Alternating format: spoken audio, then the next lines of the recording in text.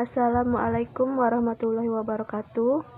Perkenalkan, nama saya Fitriani, NIM 22 2018 051. Di sini saya akan menjelaskan tentang rasio likuiditas, macam-macamnya dan rumusnya.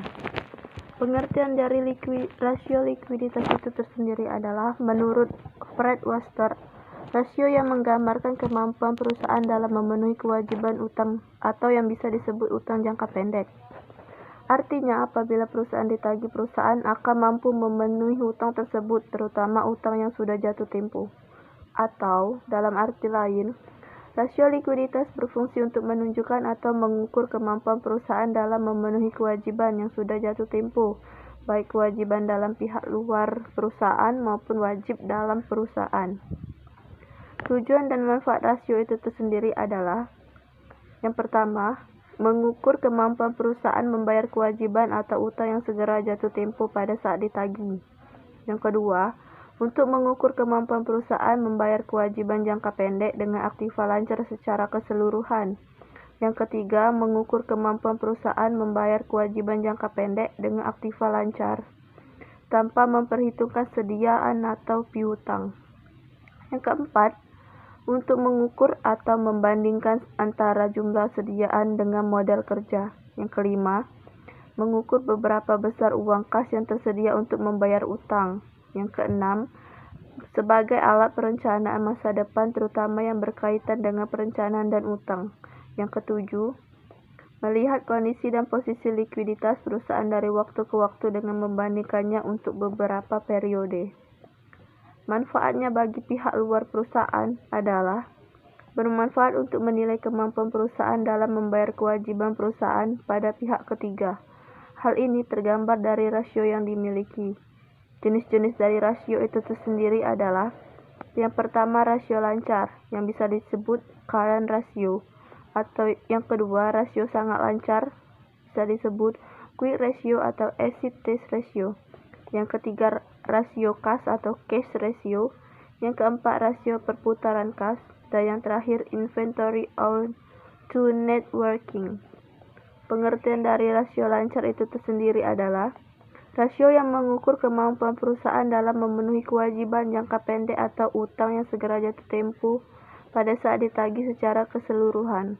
Dengan kata lain, seberapa banyak aktiva lancar yang tersedia untuk menutupi kewajiban jangka pendek yang segera jatuh tempo. Aktiva lancar atau current asset, harta perusahaan yang dapat dijadikan utang dalam waktu singkat, maksimal 1 tahun. Komponen aktiva lancar meliputi kas, bank, surat-surat berharga, piutang, sediaan biaya dibayar di muka, pendapatan yang masih harus diterima, pinjaman yang diberikan, dan aktiva lancar lainnya. Utang lancar atau current liability merupakan kewajiban perusahaan jangka pendek, maksimal 1 tahun. Artinya utang ini segera dilunasi dalam waktu paling lama 1 tahun. Komponen utang lancar meliputi utang dagang, utang bank 1 tahun, utang wesel, utang gaji, utang pajak, utang dividen, biaya diterima di muka, utang jangka panjang yang hampir jatuh tempo, serta jangka pendek lainnya. Standar rasio lancar. Dalam praktik, standar rasio lancar adalah 200% atau 2:1. Dianggap sebagai ukuran yang cukup baik dan memuaskan bagi satu perusahaan. Artinya, dengan rasio tersebut perusahaan merasa pada titik aman dalam jangka pendek. Rumusnya tersendiri adalah current ratio sama dengan aktiva lancar atau current asset dibagi utang lancar atau current liability. Untuk membahasnya, kita akan menggunakan data laporan keuangan sebagai berikut. Di sini saya akan menjelaskan rumus dari rasio lancar atau current ratio. Rumusnya adalah current ratio sama dengan aktiva lancar atau current asset dibagi utang lancar atau current liability. Contoh, di sini kita lihat tabel komponen laporan keuangan, yang dimana ada total aset lancar atau current asset, total utang lancar atau current liability pada tahun 2010 dan 2011. Pada tahun 2010 terdapat 1.640 untuk total aset lancar, pada tahun 2011 1.340. Pada utang lancar terdapat 750 di tahun 2010, 750 di tahun 2011. Keterangannya rasio tahun 2010 adalah current ratio sama dengan aktiva lancarnya adalah 1.640 dibagi 750 utang lancar sama dengan 2,18 atau dibulatkan menjadi 2,2. Pada tahun 2011, current ratio aktiva lancarnya adalah 1.340 dibagi 750 sama dengan 1,8 dibulatkan. Yang artinya penjelasannya itu tersendiri adalah jika rata-rata industri untuk current ratio adalah 2 kali keadaan perusahaan untuk tahun 2010 berada dalam kondisi baik.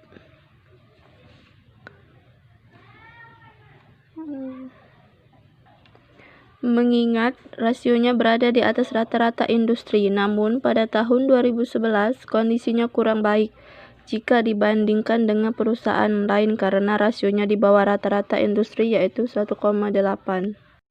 Dan yang kedua adalah rumus rasio cepat atau quick ratio. Pengertiannya tersendiri adalah rasio cepat atau quick ratio atau rasio sangat lancar adalah rasio yang menunjukkan kemampuan perusahaan dalam memenuhi suatu membayar kewajiban atau utang lancar jangka pendek dengan aktiva lancar tanpa memperhitungkan nilai sendirinya atau inventory, artinya nilai sedianya diabaikan. Rumusnya sendiri adalah rasio cepat atau quick ratio sama dengan current asset dikurang inventory dibagi current liability, atau rumus lainnya rasio cepat quick ratio sama dengan cash ditambah bank ditambah piutang dibagi current liability. Di sini kita akan menggunakan contoh yang memakai rumus yang pertama. Contohnya bisa kita lihat dari tabel komponen laporan keuangannya pada tahun 2010 dan 2011. Total aset lancar atau current asset pada tahun 2010 terdapat 1.640, pada tahun 2011 terdapat 1.340. Total utang lancar current liability pada tahun 2010 terdapat 750, pada tahun 2011 terdapat 750. Sediaan atau inventory pada tahun 2010 250, pada tahun 2011 310. Di sini penjelasannya atau penyelesaiannya. Pada tahun 2010 quick ratio sama dengan 1.640 total aset lancar dikurang 250 sediaan dibagi total utang lancar atau current liability 750 sama dengan 2,52 kali. Rasio tahun 2011 quick ratio sama dengan 1.340 untuk total aset lancar pada tahun 2011 dikurang 310 untuk sediaan inventory dan dibagi 750 untuk total utang lancar sama dengan 2,2 kali. Untuk penjelasannya adalah bisa kita lihat di sini. Jika rata-rata industri untuk quick ratio adalah 1,5 kali, maka keadaan perusahaan lebih baik dari perusahaan lain. Kondisi ini menunjukkan bahwa perusahaan tidak harus menjual sediaan bila hendak melunasi utang lancarnya. Tetapi dapat menjual surat berharga atau penagihan utang piutang. Namun jika rasio berada di bawah rata-rata industri, artinya keadaan perusahaan lebih buruk dari perusahaan lain.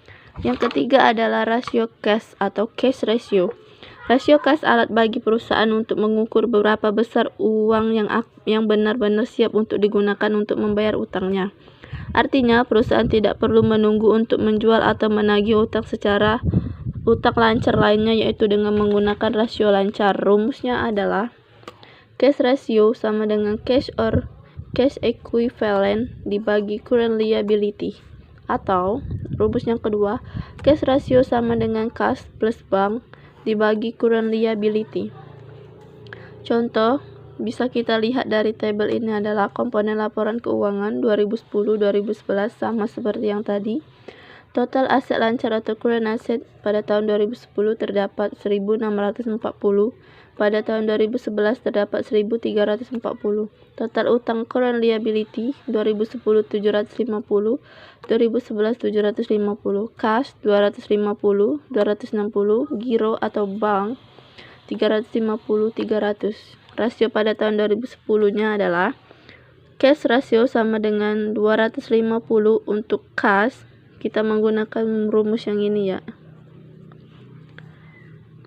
Ditambah 350 untuk bank dibagi 750 untuk total utang atau current liability sama dengan 0,8 kali jika dipersenkan sebanyak 80%. Rasio tahun 2011 cash ratio sama dengan 260 dibagi 3 ditambah 350 ditambah 300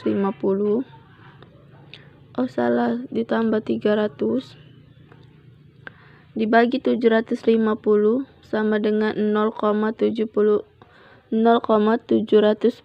kali bisa dibulatkan menjadi 75%.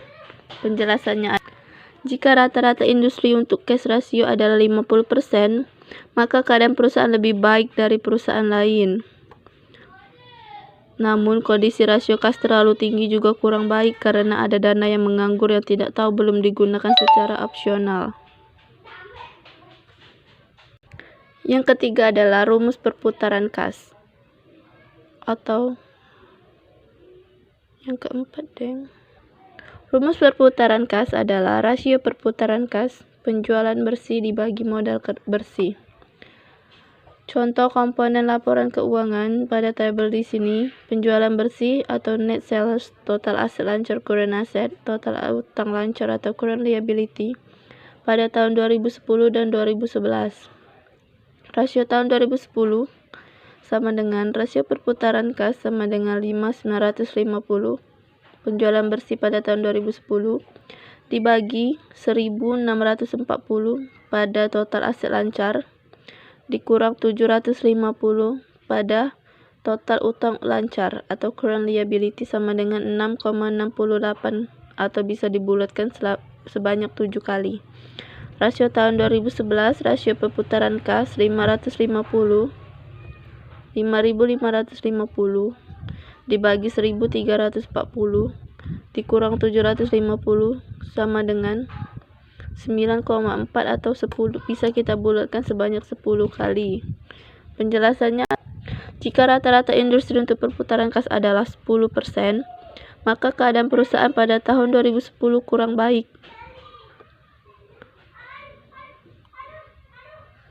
karena berada di bawah rata-rata industri, namun kondisi tahun 2011 cukup baik dengan rata-rata di atas industri. Dan yang terakhir adalah rumus inventory to net worth. Inventory to net worth sama dengan inventory dibagi current asset dikurang current liability. Bisa kita lihat contohnya pada tabel di sini. Komponen laporan keuangan total aset lancar current asset, total utang lancar current liability, sediaan atau inventory pada tahun 2010-2011. Rasio tahun 2010 inventory to net worth sama dengan 250 dibagi 1.640 untuk total aset dikurang 750 untuk total utang lancar sama dengan 0,105 bisa dibulatkan sebanyak 11 kali. Rasio tahun 2011 inventory to net worth sama dengan 310 untuk sediaannya inventory dibagi 1.300 untuk total aset lancar current asset dikurang current liability sebanyak 750 sama dengan 0,148 bisa kita bulatkan sebanyak 15 kali. Untuk penjelasannya, tahun 2011 kondisinya baik karena berada di atas rata-rata industri. Artinya perusahaan melakukan peningkatan inventory to net working capital dari tahun sebelumnya. Dan bisa kita lihat di terakhir adalah tabel di mana semua hasil dari semua jenis-jenis rasio likuiditas. Yang pertama current ratio, quick ratio, cash ratio, cash turnover, inventory to net worth. Di sini bisa kita lihat hasil dari semuanya pada tahun 2010, 2011 dan standarnya. Terima kasih. Baiklah, mungkin itu dulu yang bisa saya sampaikan. Lebih dan kurangnya saya mohon maaf. Maaf bila banyak kesalahan. Saya akhiri dengan wassalamualaikum warahmatullahi wabarakatuh.